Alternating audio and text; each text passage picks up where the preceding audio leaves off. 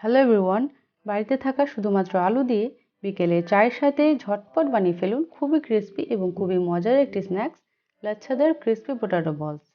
আপনারা যারা আমার ভিডিও দেখছেন তাদের সকলকে বলবো আমার চ্যানেলটি সাবস্ক্রাইব করতে ভুলবেন না। তাহলে ঝটপট বানিয়ে নেওয়া যাক আজকের মজার এই স্ন্যাক্সটি। লাচ্ছাদার পোটাটো বলস বানাবার জন্য নিয়েছি 4টে আলু। যেহেতু এটা নতুন আলু তাই আমি একটা চাকুর সাহায্যে এইভাবে খোসাগুলো ছাড়িয়ে নিচ্ছি। এরকম গ্রেটার তো সকলের বাড়িতেই রয়েছে। ব্যাস, গ্রেটারে যে ছোট ছিদ্র সেটা দিয়ে আলুগুলোকে গ্রেট করে নিতে হবে।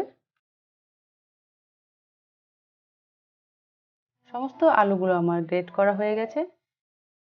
এবারে আলুগুলো একটা বোলের মধ্যে নিয়ে 3 থেকে 4 বার জল চেঞ্জ করে করে ধুয়ে নিতে হবে।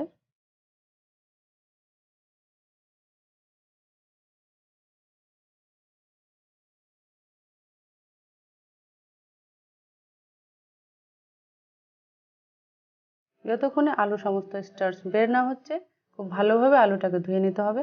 এখানে একটা ছোট্ট টিপস, যদি এইভাবে সমস্ত জল না বের হয় তাহলে কিচেন টাওয়েলের উপর আলুগুলো দিয়ে একটু ট্যাপ ট্যাপ করে নিলেই আলুটা একদম ঝরঝরে হয়ে যাবে বা শুকিয়ে যাবে।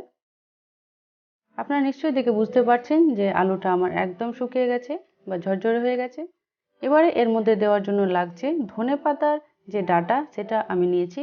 ধনেপাতাটা না, সেটা আমি ফাইন চপড করে নিচ্ছি।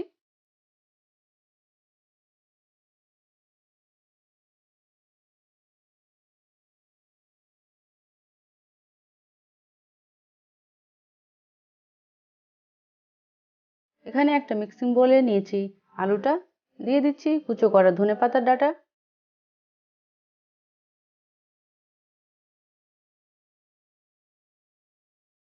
এবারে এর মধ্যে দিয়ে দিচ্ছি আদা রসুন বাটা, খুবই সামান্য, হাফ টিস্পুন বলতে পারেন। তারপরে দিয়ে দিচ্ছি চিলি ফ্লেক্স।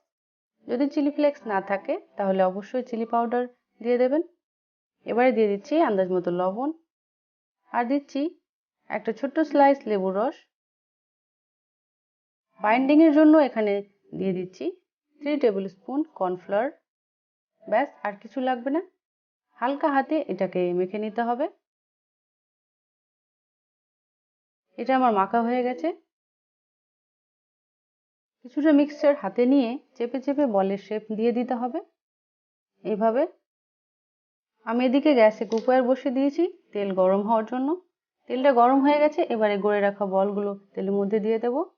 গ্যাসের ফ্লেমটা মিডিয়ামে রেখে এগুলোকে গোল্ডেন ব্রাউন হওয়া অবধি ফ্রাই করে নিতে হবে।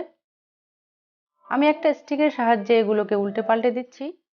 গোলাকার জাতীয় কোনো জিনিস যদি তেলে ফ্রাই করেন তাতে কোনো হাতা খুন্তির পরিবর্তে যদি একটা স্টিকের সাহায্যে ঘোরান তাহলে কিন্তু খুবই সুবিধা হয়। এই টিপসগুলি আশা করছি আপনাদের কাজে লাগবে। দেখুন কত সহজে আমি কিন্তু বলগুলো ঘুরিয়ে দিতে পারছি। ব্যাস, ফ্রাই হয়ে গেছে আমার লাচ্ছাদার ক্রিসপি পোটাটো বলস। তাহলে দেখলেন তো কত সহজে এটা তৈরি হয়ে গেল। পরিবেশন করুন টমেটো কেচাপের সঙ্গে। এটা আপনারা অবশ্যই বাড়িতে ট্রাই করবেন। আর কেমন লাগলো আমাকে কমেন্ট সেকশনে লিখে জানাবেন। ভালো লাগলে লাইক ও শেয়ার করবেন।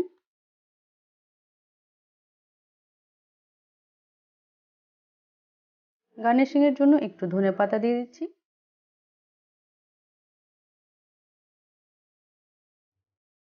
এটা আপনাদের ভেঙে দেখাচ্ছি।